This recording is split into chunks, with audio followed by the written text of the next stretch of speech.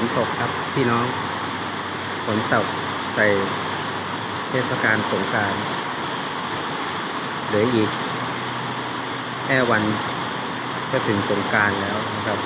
ฝนตกหลายที่เลยฟ้าแดงเลยครับอยู่นู่นฟ้าแดงนะครับตกแรงนะครับ